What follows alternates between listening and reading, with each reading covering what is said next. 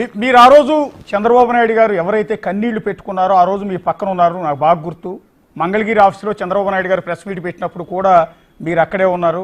So assembly నుంచి చంద్రబాబు నాయుడు గారు వచ్చినప్పుడు కూడా మీరు ఉన్నారు. సో ఆ సందర్భాన్ని ఒక్కసారి జనాలందరికీ గుర్తు చేయాల్సిన అవసరం ఉంది. ఆ రోజు చంద్రబాబు నాయుడు ఎలాంటి బాధ కనిపించింది, మీరు పక్కనే ఉన్నారు కాబట్టి. వంశీ అనేవాడు ఒక నీచుడంటే పాముకి పాలు పోసి పెంచినట్టు తెలుగుదేశం పార్టీయే వాడిని కానీ లేదా కొడాలి నానిని కానీ లేదా ఇక్కడ దేవినేని అవినాష్ కానీ వీళ్ళు కొంతమందిని పెంచారు. అంటే అదేంటంటే వాళ్ళు వాపుని చూసి బలుపు అనుకున్నారు.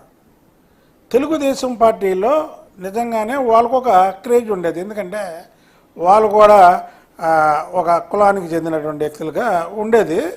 వాళ్ళు సొంత బలం అనుకున్నారు. ఇక్కడ ఒకటి గుర్తుపెట్టుకోండి, ఇవాళ మీరు నన్ను బిగ్ డిబేట్లో తీసుకొచ్చి చంద్రబాబు నాయుడు గారి ముఖ్య అంశాల గురించి మాట్లాడమన్నారంటే చంద్రబాబు నాయుడు గారు నాకు ఇచ్చినటువంటి రైట్ అది. అంటే చంద్రబాబు గారు నా మనిషిగా నన్ను ప్రొటెక్ట్ చేశాడు కాబట్టి మీరు చూస్తున్నారు. వీళ్ళు ఏమనుకున్నారంటే వీళ్ళ సొంత బలంతో మేము ఎమ్మెల్యేలు అయ్యాం, సొంత బలంతో ఇదయ్యాము, మేము అక్కడికి వెళ్ళి మళ్ళీ చంద్రబాబు గారిని తిడితే మళ్ళీ జగన్మోహన్ రెడ్డి బాగా మాకు పదవులు ఇస్తాడని వీడు కొడాలి నాని గారు ఇష్టం వచ్చినట్టు మాట్లాడాడు. తర్వాత వీడు వంశీ గారు దానికంటే ముందు గెలిపాడు. ఏది ఆమె గురించి మాట్లాడడం. అసలు ఆమె గురించి చెప్పాలంటే ఒక మాట చెప్తున్నానండి. ఆమెను చాలాసార్లు నేను ఒక 50 సార్లు చూసుంటా. ఒక సూపర్ స్టార్ ఎన్టీ రామారావు గారి కుమార్తె ఆమె. ఏది అసలు ఈ రాజకీయాలు పక్కన పెట్టండి.